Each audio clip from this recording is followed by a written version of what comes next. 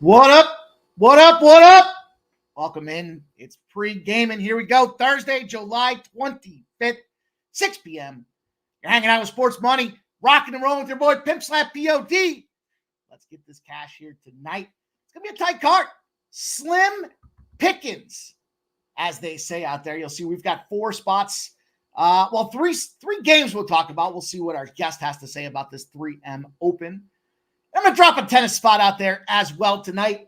See if we can't find a way to get to the window with some dubs, some W's here, rocking here with you guys tonight, pre-game. And I appreciate you coming in. I know it's a small card. I know it's the dog days of summer. We're on the verge of the summer to remember.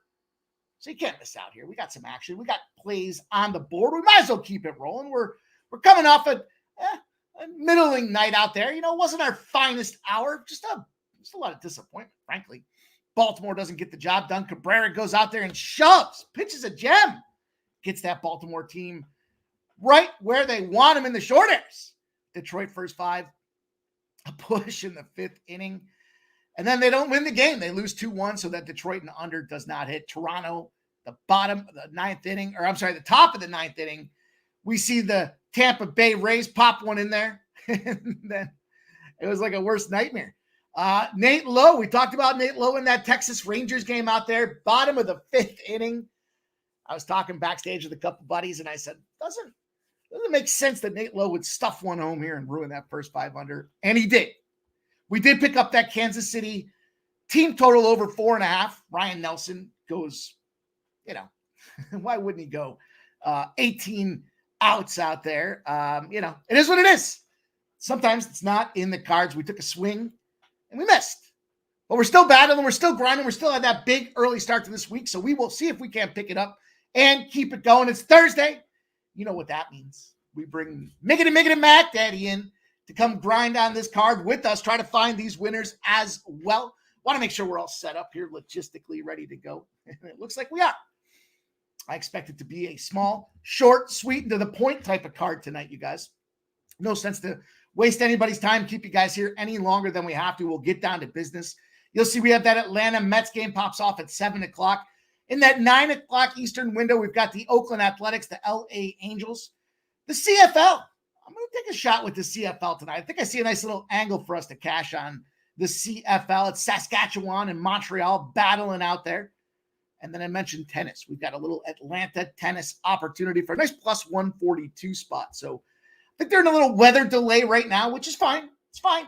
Give us some time to make sure we get that bet in and rocking. I think we have a nice angle there as well. So it's going to be a plus money night. We're going to try to make this thing happen out there. You guys know the deal. Speaking of making it happen, hit that thumbs up button. Show the support. I don't expect it to be a barn burner. There's just not a lot of sports on the card. It's all right. We will get ready. We will gear up. We've got plenty of things to do. We've got UFC on Saturday. We got to get ready for the UFC card.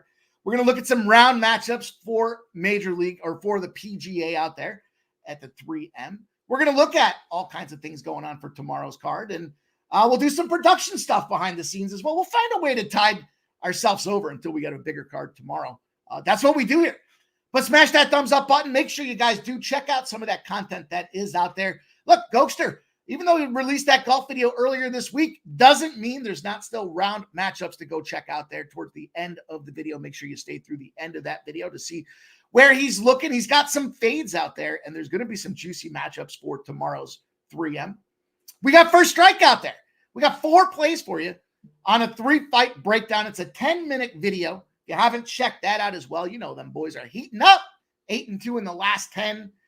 3-0 last week, coming at you guys with 4+ money bangers tonight, or actually last night, I should say. And again, make sure you check them out because these lines are steaming. We're seeing a lot of steam on this London card. For whatever reason, they're banging away on some of these dogs and making them favorites. Patty the Batty has officially line flipped as well. So you're going to want to get on that action early. Of course, you guys want to make sure you get a pen and paper. We got all kinds of trends and things popping through from this chat, the panel. Everybody's contributing out there to help beat up these bookies here in this middle of the dog days of summer. And of course, share your plays in the chat. Let's see what you guys are on. Let's talk about it. Let's highlight it. And let's get to work. Like I said, we keep this thing rolling. We'll keep it brisk pace. And we'll get you guys out of here with a nice, timely show tonight. So hopefully you tune in early or catch that replay because we will talk about card throughout the evening. So there's going to be plenty of spots.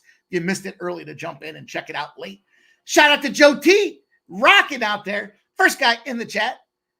Joe T says, F your under play of the day. It was this afternoon. He cashed it. We're looking at this Baltimore spot there. He gets that money. Now we're going to Baltimore. Wow. Talk about hanging on, right? Huge lead, 6-0. Almost choked it up. Almost coughed up that winner. But as we look forward here, Joe T's got this afternoon action for us.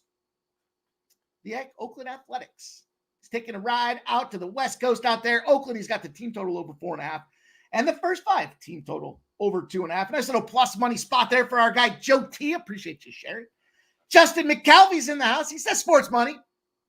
Deer Slayer Ski rocking with us out there. Says 2 more sleeps until UFC this weekend. Can't wait. You guys already know it's the pinnacle of the betting week out there. And look, you got to do your summer thing. You go ahead and do it. Just keep the live stream on in the background so you don't miss out on any of the plays. You know, we'll have action in every single one of the spots out there. Just a matter of how hard we go after them. Subhuman Gaucho's in the house. Talk about First Strike, my guy Subhuman, breaking it down for us last night. Going after some big plus money in a championship strap situation out there. Jerry Davis, he likes the Mets 3-2 tonight. He says he's calling it. He's calling it 3-2. Jerry Davis, appreciate you, my guy. Vitalis, Blue Jays were embarrassed today. How are they not sellers at the trade deadline? But who do they have to trade? They won't get rid of Vlad. The pitching staff. I wouldn't be surprised if Jose Barrios packs his bags up and hits the road. He's already been a little bit of a journeyman. He's a decent arm for somebody that's looking for like a number 3 in the rotation. You know, maybe Texas Rangers team, if they're not going to be sellers, could use a 3 in the rotation. I don't know. Just making that up off the fly. Kenny Wood, hey, Gaucho, Deerslayer, and Justin. Futon Bets. Over 1.5 runs for Chris Sale. Sup, buddy? Let's get this cash. Oldies in the house. Fernando. Here we go. He says, what's up, Mike? Thank God for FanDuel 50% boost. Smash the under 3.5 USA versus Zambia. Zambia? Women Olympics plus 173 in the Germany first half plus 155. I'm going to dabble in some Olympic opportunities here. Kind of not a lot of Olympics moving until really Saturday and then into next week. Of course, the Olympic golf starts on Thursday. We're going to see if we can't give you guys a little golf breakdown. We'll bring in a panel on Sunday. Try to put together a little golf breakdown for you guys. Again, the Olympic men's golf does start on Thursday next week. So we got about a week to go. We'll see if we can help you guys figure out how to get that cash. Lots of big favorites in the field and some reasonable numbers, some reasonable prices at the early look ahead. What up, Jay Peasy's in the house. Shout out to Jay Peasy. Says, what up, motherfuckers? Miggity Mac in the house. And Jay Peasy running hot. Gets that big cash today with San Diego Padres. Little rain delay to help everybody make sure they got that cash in there as well. Shout out to Jay Peasy doing what he does. Giving you them early morning West Coast vibes. There's my guy, Lou Betcha. This is finally a show without, dude. It's been killing me all week to see ugly hookers. Shout out to you, Lou Betcha. Make sure you check out my guy doing his thing. All kinds of UFC breakdowns out there. The Yambag plays. Everything else going on for Lou Betcha. Says, First Strike is the best show for UFC out there. My 9 shows a week fill out the top 10. Shout out to you, Lou. Good to see you guys doing what you do today. Kong's Clips in the house. Stephen Hairston says, I'm sprinkling on some Oakland A's tonight, fellas. Money line and run line. A humble and gentle Mexican says, Pimp Slap. Braves over here. And Fernando Mendoza says, Argentina. Whoa. Not even going to try to say it. I'm just going to say it looks like the Tigers money line in the Argentinian Primera Division from our guy Fernando Mendoza. This might be the lightest card we have for the rest of the year. It is slim pickings, but that doesn't mean we don't have work to do and grind out and get this cash. So we will do just that. We do have some action. I'm gonna have to wait for our guy to get there to rock so that we can jump on and talk about these screens. But let's just jump right into it, you guys. We got some action popping. Let me start off with men's tennis. It's not on the slide. Give our guys a chance to come in here. I should have checked with him to make sure he's good for a 4 slate type of situation. But Let's go to men's tennis. Let's go to Atlanta. Speaking of them Braves, they got themselves a little Atlanta men's ATP event going on down there right now. Right now, it's all happening, and it isn't a delay. We have a delay going on with the Opelka matchup. Actually, it's not the Opelka matchup, but nonetheless, it's okay. This line is dropping as well, so we want to make sure we get in this thing. This thing is going to start here at 7 p.m. I'm looking at the Ben Shelton matchup there versus Shang. Shang. I wish I had. Actually, you know what I do have? I do have this for you guys. Let me pull this up. Grinding, you guys. Trying to give you guys the best action I can find tonight. Where my money is tonight. That's what it's all about here. Giving you guys what I think are the best looks out there. And I'm taking the dog. You know, we cashed on Shang. Was that maybe like 3 weeks ago? Maybe like 3 weeks ago we cashed on this guy in Wimbledon.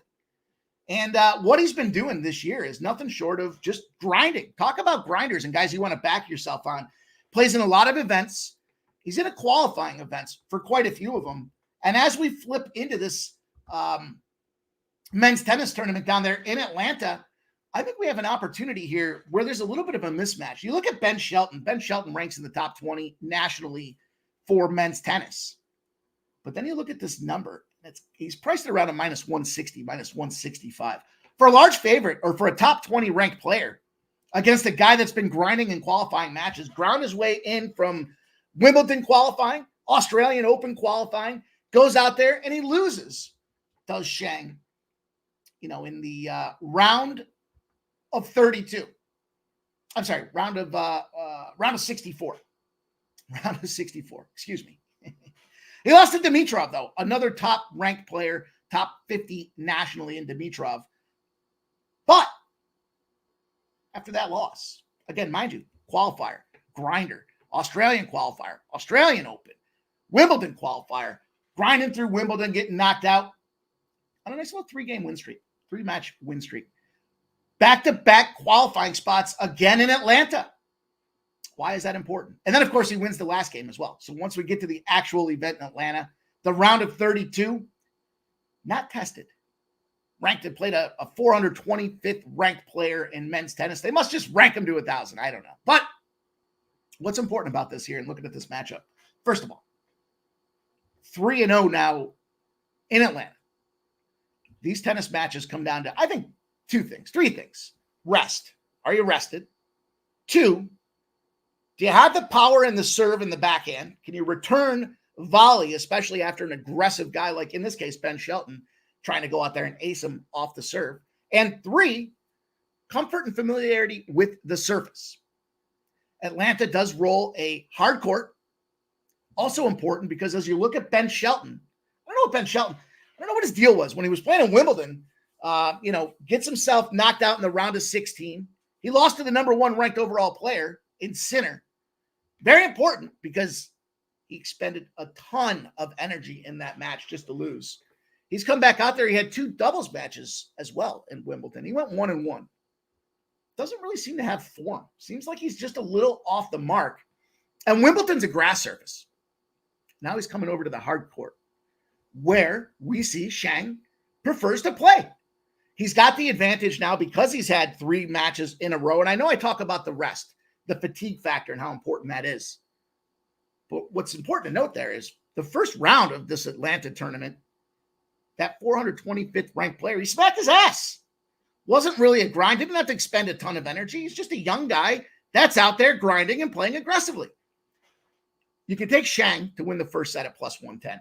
Interesting enough, when you look at some of the numbers between these ones, for Shelton to go over 13.5 games, it's plus money. For Shang to go over 12.5 games, it's significantly juiced, almost minus 150. Books suspect this is a close battle. Then we look further. Shang got himself covering the spread in his last 5 main events, ATP main events. The spread's 1.5. Kind of the perfect storm to try to go out there and take this guy. Now, I looked at him to win the first set and then him to win the full match. That's like plus 185. I don't want to get cute with it. I'm just going to take the plus 142. I like his serves. I like the way he returns volley. I think he's going to catch Shelton, who doesn't have his peak game, Going to transition. Not mad at anybody that wants to take that first set at plus 110. I just thought plus 142. Just kind of split the middle. I don't want to have a ton of units invested in men's tennis tonight, especially when I'm getting involved in betting in the CFL. But I like some Shang opportunity. Again, plus 142. I think that's the best number you're going to find out there. And it's starting to catch some steam down to 135s and 130. So make sure you line shop appropriately. But Shang, notice I say it, Shang with an S, S-H-A-N-G, not Zhang with a Z, Shang with an S. You don't want to make that mistake. I've been there. I've done that, and it didn't work out so well. So I'm going to start this card off tonight. We're going to go to Shang to try to make this cash and make this money happen for us out there. Let's keep rolling. Let's see if, let me just check on our guy.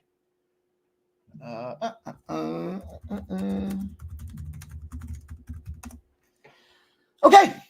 Unfortunately, with the graphics, when I got a guest coming in, I go to the 2-panel layout, not the single. So let's go back into this one. Let's talk about some CFL, because I'm sure our guest may not be willing to. I'm not sure, but I don't want to overpromise anything here.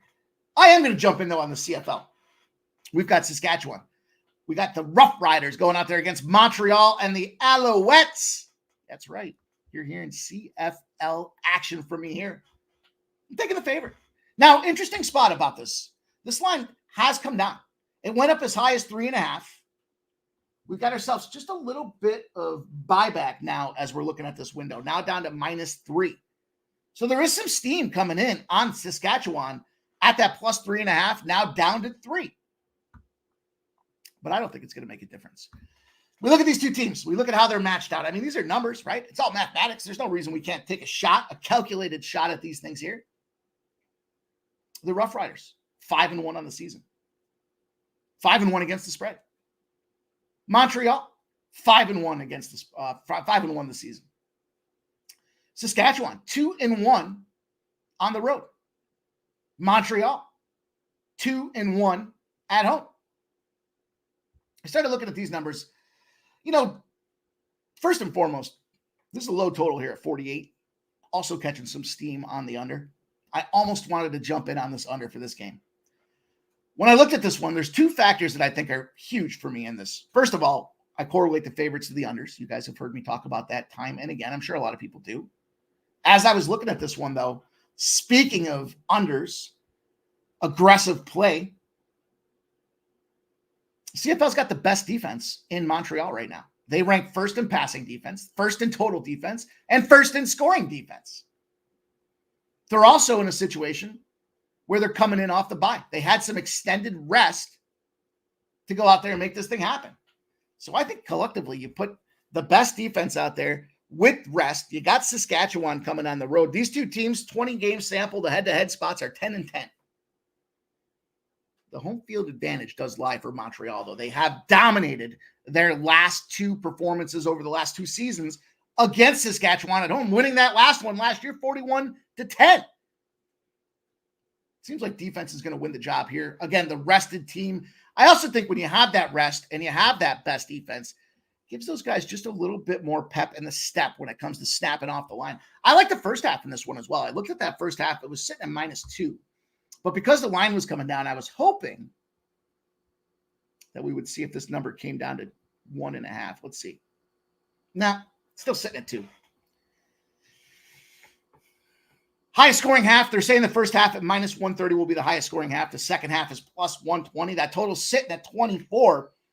I think as well, we talked yesterday about the live betting Mets strategy. By the way, the Mets kicked the shit out of the Yankees again. And we looked for that live number. I like looking for a live betting opportunity with this team here for the total. If we can get towards that 24 or eclipse it by halftime, say we get to 26 or 27, absolutely, let's go back in there and pop this under, probably sitting at 49 or 50 at that point. So how I'm choosing to get down with the CFL, I'm taking the favorite. I'm taking Montreal. I'm going against the steam movement now. You know, I get it. It's cute to take the points, especially when you look at it as a public bettor and you say, hey, they're 5-1 against the spread and you're giving me 3.5 or 4s in some cases. But I think 3, key number, big opportunity, great defense out there with Montreal. We'll start off. We'll take a -3. It'll be a little fun spot to watch tonight. I see we got a guy back there. Let me do this here momentarily. We'll give him a chance to jump in. Let's see what you guys have going on. Let's see just that. Gonzo's in the house. What up, Gonzo? Tarek B says, what up, Big Mike? Con Clips. Con Clips in the house. Parlay, I played sale 7.5 Ks. First 5 under 4.5. Atlanta money line and Oakland money line for plus 700. You guys are grinders. I love it, man. I love it. We're all grinding. We're all trying to get that money. It's just another day of the week. Of course, we got some cash on it. Old E says, JPZ, what up, G? And JPZ's on Opelka. He looks like a 7-foot tall Peter Loshak. I took some Opelka. He was down 1-0 before they went into delay. I got him at minus 105. I haven't looked to see what's going on there just yet. Ben Stevens in the house says, huge move on the line on tennis for FanDuel. Is it moving for or against us with that spot out there is the question. Let's take a peek.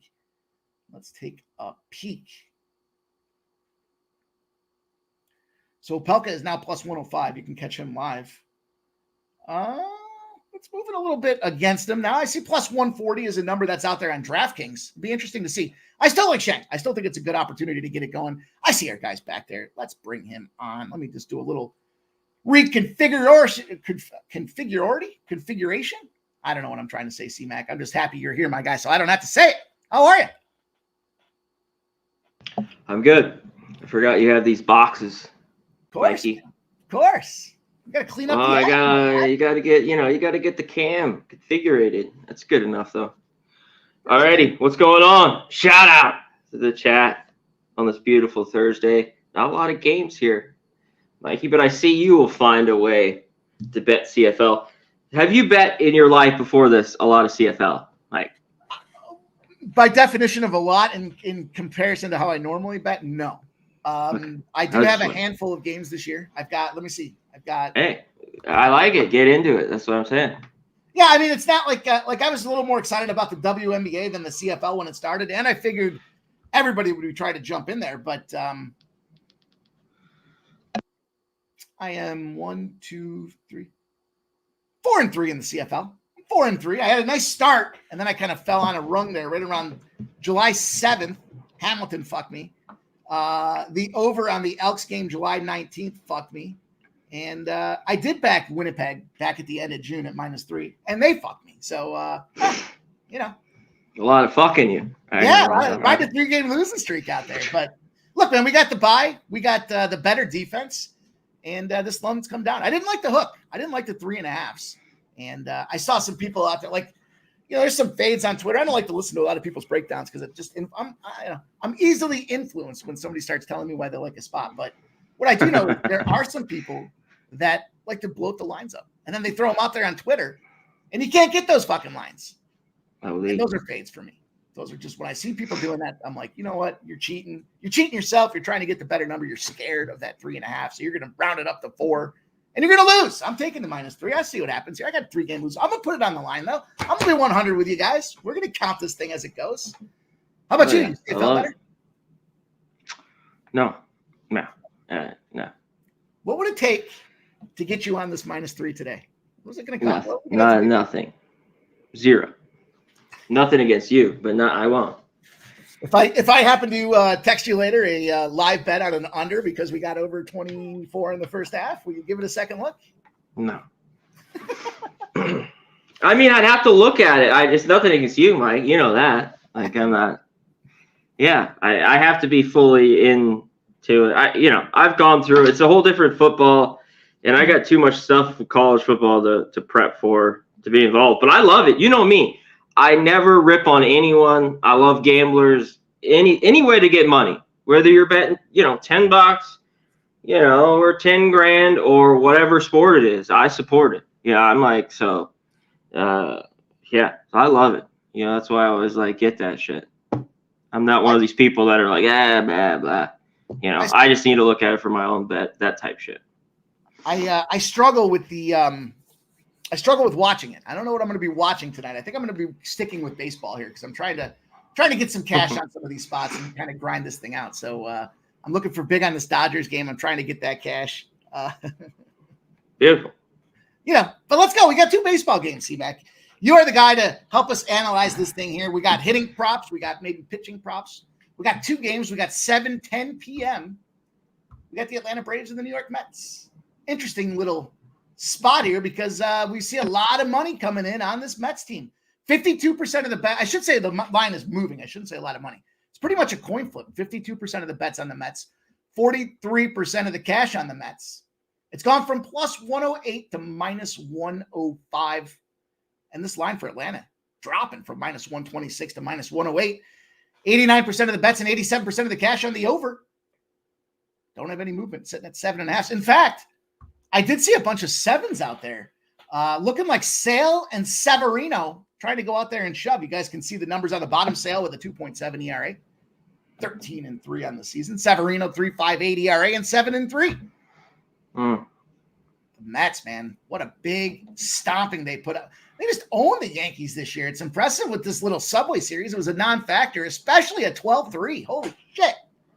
Now they come back home, but it's loose home because it's about 15 minutes Subway from Yankee Stadium over to the Mets. But nonetheless, sounds like some of those false fronts out there. Everyone was talking about them sitting on the tarmac till 2 a.m. Seems like that was a false rumor that was circulated out there because they did show pictures of guys eating in their restaurants in New York. But nonetheless, Braves and Mets, C-Mac. You got any action in this game? Yeah, just the last, I don't know what really kind of the news is or what. Just 30 minutes ago, I got in on this under 7.5, and there was a lot of 7s. It was minus 130. I got minus 115. This is now 7.5 everywhere. There's just a few 7s, and so this has moved back up, and the 7.5 is minus 110, even minus 105. So maybe somebody gets hit. Chris Sale in the past is a guy I've wanted to fade, and it's worked out at certain times, depending on his career, when he was red hot early, but the last 4 years, and he got red hot towards the end of this year, and he only had that shit start against the Orioles, really. I mean, he's just consistently, if he goes out and gives 5 or 6, seems like he gives up 1 or 2. Mets finally broke out. It seemed like the bats were struggling. They were pretty good before the break. They slowed down. They scored a bunch of runs yesterday. But I don't trust the Braves lineup. Do they get to Severino here as well? I don't know with him. He's been a struggle for me as well. 7-3 this year. 3.5. The ERA has been all right. I worry he gives up runs, but this Braves offense just hasn't done anything. Like I need to lose here to get beat. Like I need to see them do something, and I don't know if they can at all. So yeah, I took the full game under 7.5 here, minus 115. The late movement is a little wild here the last 30 minutes on it, but I'm on it. And I'm worried. One thing with Severino, off a couple good starts, he's a classic one of these guys. He'll give it up. That's another one.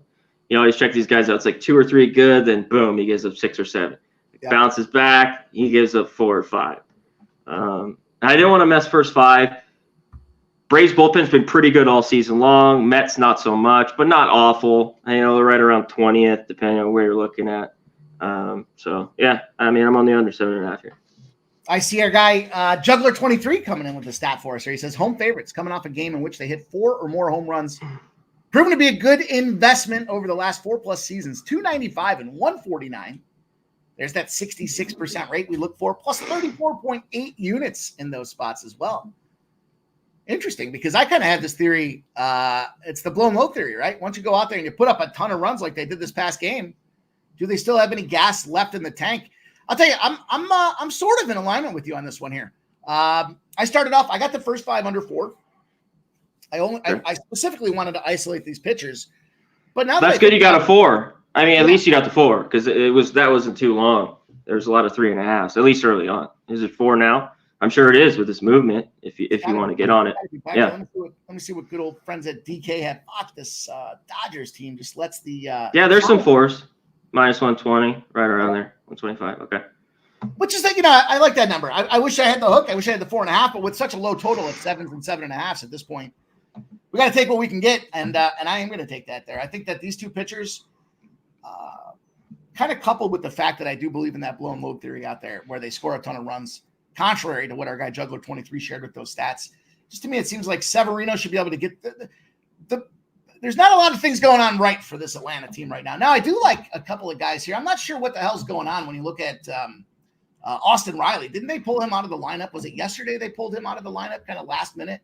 Yeah, I thought he was on paternity leave. Now I guess he's back. Everything's fine. I mean, I saw that yesterday just on all the, on all the sites and everything. Yeah, I mean, maybe it was quick, I guess. He got home and he was like, he's in. I gotta get back on the road. Right. But he's only hitting 200 against Severino. I was looking more towards Matty Olson. Matty Olson's price tag, too, sitting around plus 175 for that RBI. The only challenge I had in that spot, though, is I was looking. I mean, certainly Severino, less of a aggressive bat or less of a prolific pitcher against lefties than righties. 206 righty, 243 lefties, which aren't terrible numbers by any stretch. And Matt Olson, against this situation with the righty, is only hitting at a 203. So it's kind of a little stymie fest. I've got an RBI in the next game that Me too. I'm involved with here. But then you look at the bats against Sale, specifically lefty-righty matchups here. The Mets do have some things going on there. Lindor's hitting 281, Iglesias 439, Martinez 297, Alonso 248. They're Vientos 370 out there in that 5-hole. Might not be a bad guy to take a shot at, but Chris Sale's locking down lefties with that 170. He's just locked in. Yeah, that's what I mean, if I had to, maybe JD Martinez, but that's so from years ago when you used to see him all the time, in all those matchups from the AL. Lindor's been decent, but yeah, he's just not the same player he used to be. There's just flashes, I think, at times in there. So we'll see.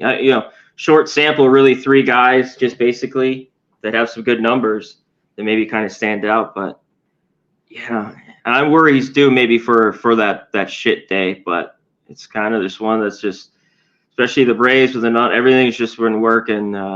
You have to kind of stay consistent and bet this. That's how I feel. I think we got another spot too. The Mets, despite some of those big home run numbers that we saw there from Juggler 23, 3-10 when they come off a road game and had a total of less than 8.5. So kind of in a spot now where that total sitting at that number 7.5 suggests that maybe we're going to see some shoving. And if they do shove, it's going to be the Mets that get shoved, I think, here in that 3-10 spot. So I jumped in on Atlanta too. I don't care. Give me Chris Sale. If it's a trap, I'm falling in. I'll tell you what the trap was yesterday. You guys take a look at these schedules. And we talked a little bit about this yesterday on the show. That last game before the Dodgers-San Fran game. Big 2.5-hour delay going into that game, right? Like there was a gap of that almost 3-hour wedge in between there. And the Dodgers were that small favorite. Man, that had, in hindsight's 2020, but that had San Fran written all over it. Everyone's going to take the favorite in the Dodgers. And then San Fran goes out there and smacks their asses real good. That was like the public trap of the day. Everyone's waiting to bet. There's only one. All that action funneling in on the Dodgers and the San Francisco.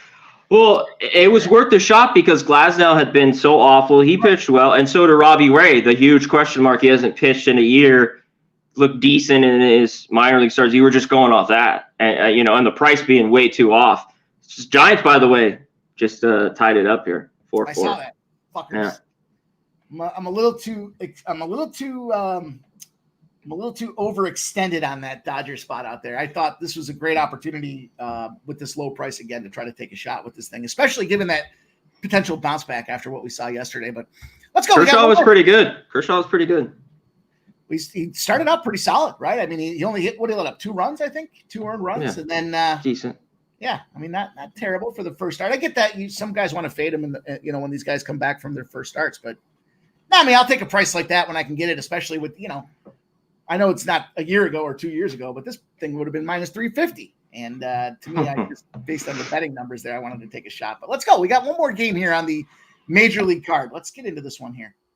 Oakland and the Angels. This one sounds like you might have a little action on the hitting front. I got some action on the hitting front. We got Stripling with that 5.82 ERA. And then we got Rosenberg. Now, Rosenberg, talk about a guy coming up. We'll get to it in a second, but not a terrible minor league showing. And we got 72% of the bets and 67% of the cash on the Angels. The Angels line's gone from plus 100 to minus 115. So there has been considerable movement. The A's went from minus 118 to minus 102.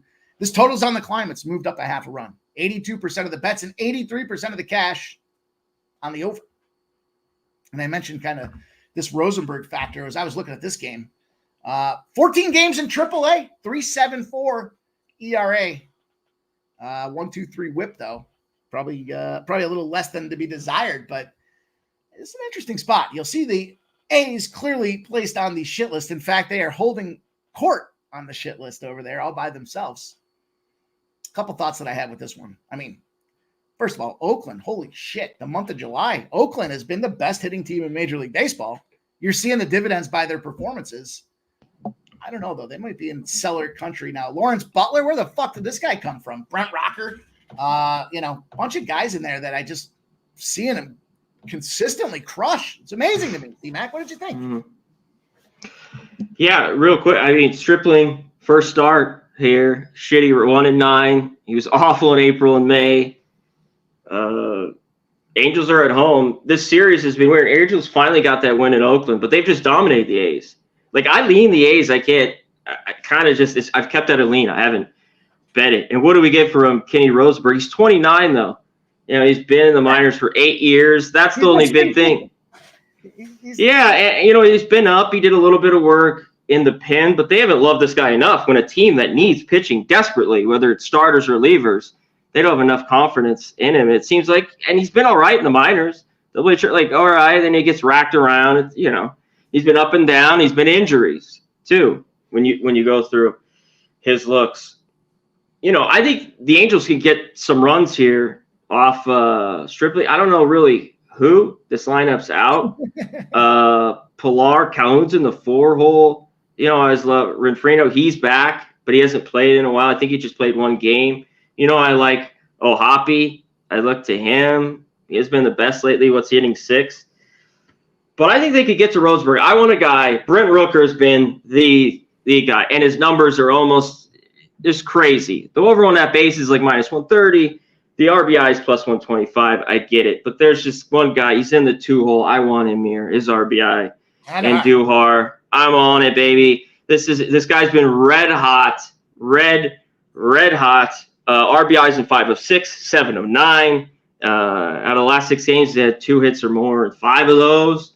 And he eats lefties, Mikey, which you probably, I see you're loving it. I mean, 5-7. Yes. 5-7. The guy's got to have the best batting average of anybody in Major League Baseball against lefties right now. 29 at-bats. Just insane. Yeah, small 29 at-bats. He loves lefties. He already faced them 2 for 4. So I'm on his Ribby. +180. I thought it was a bargain here. And I put a little on the Jack, +550.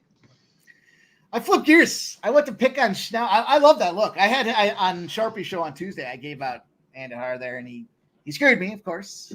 Hitter, it's amazing.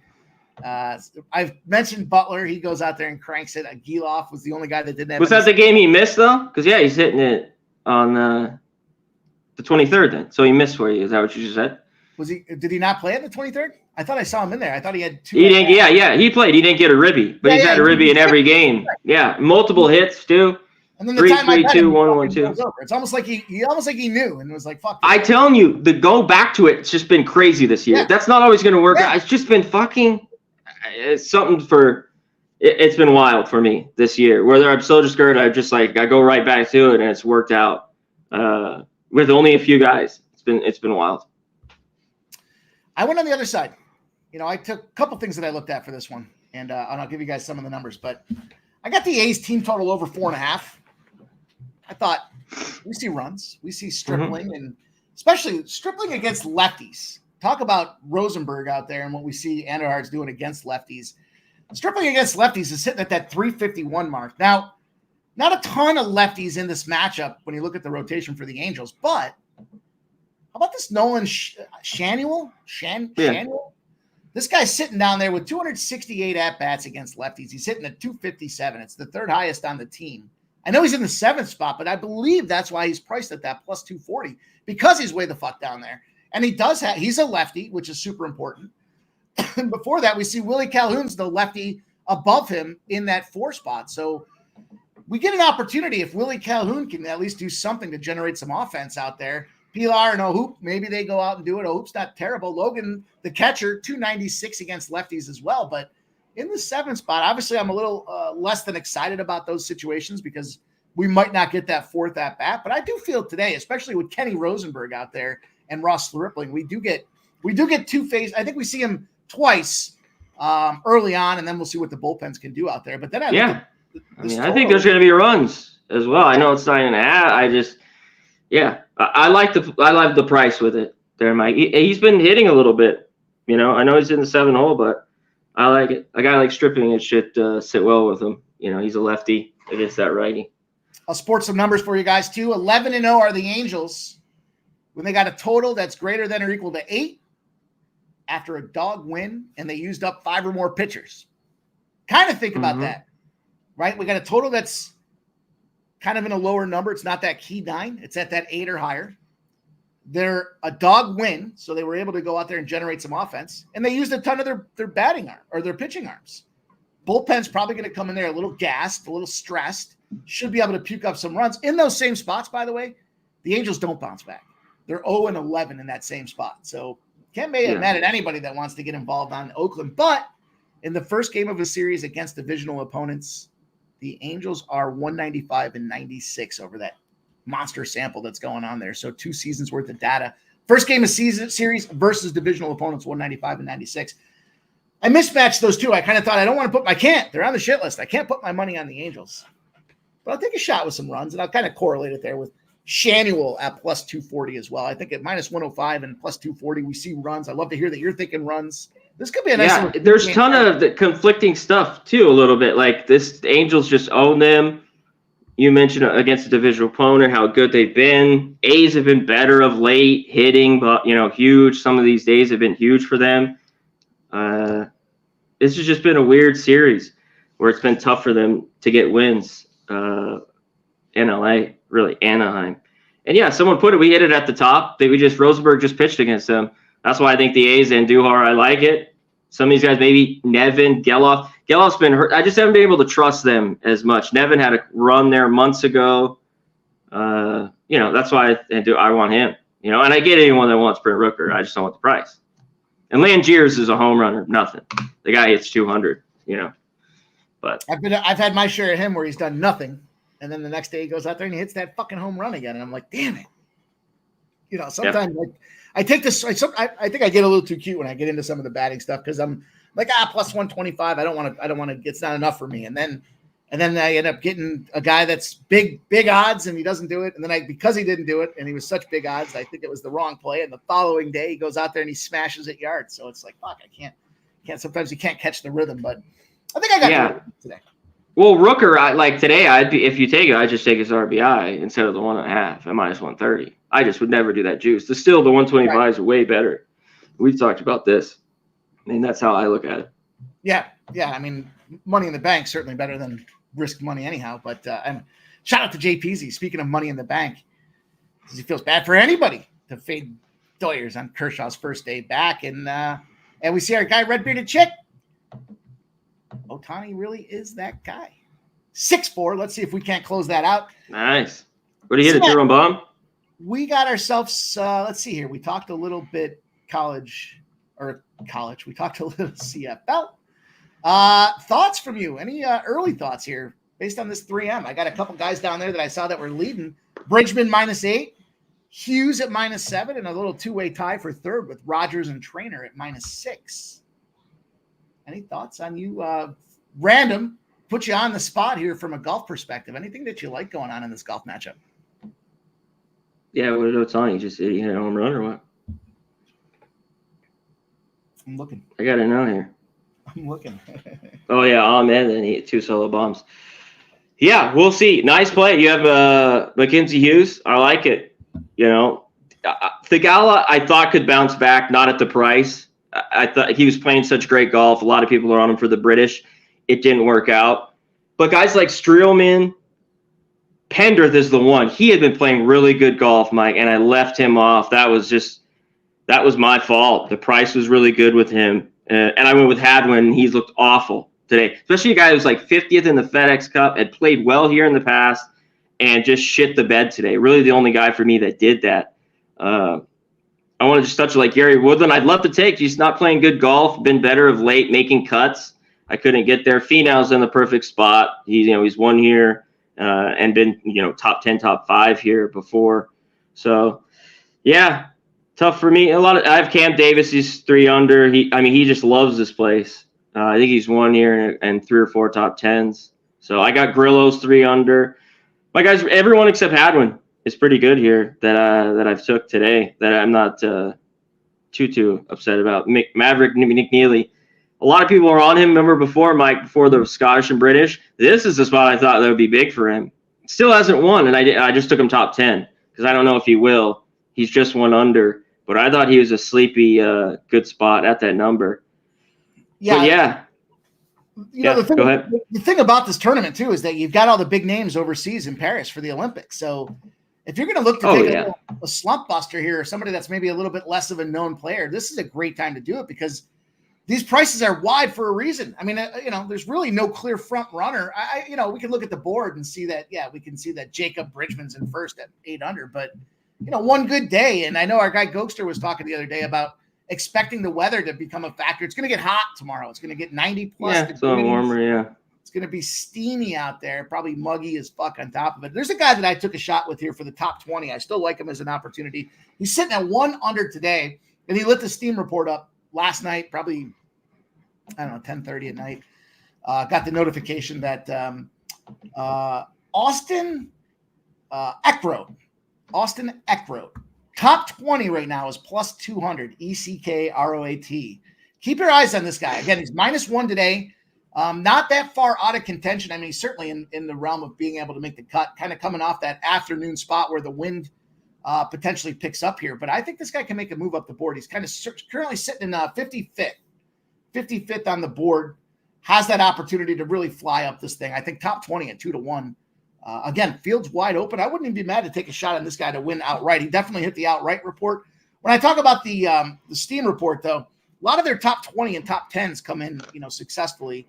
I don't believe they've yet hit an outright leader. So, for that being said, he's 90-1 right now. He opened up at 60-1. He's sitting at 90-1 to be that guy to potentially make that spot. Austin Eckroat's a guy that I'm looking at. I jumped on him just a little bit ago for the plus 200 at top 20. That does include the ties, so that's a nice little payout option there. You don't have to split that thing 100 ways if 6 guys end up tied. So, nice little spot. We'll see what happens. Just a little nightcap there between tennis, CFL. We might as well talk some golf. We gave you guys some baseball and some hitting props. C-Mac, it's a slow day today. Yeah. You want a bomb? Who guy's been playing great. He just hadn't done much here.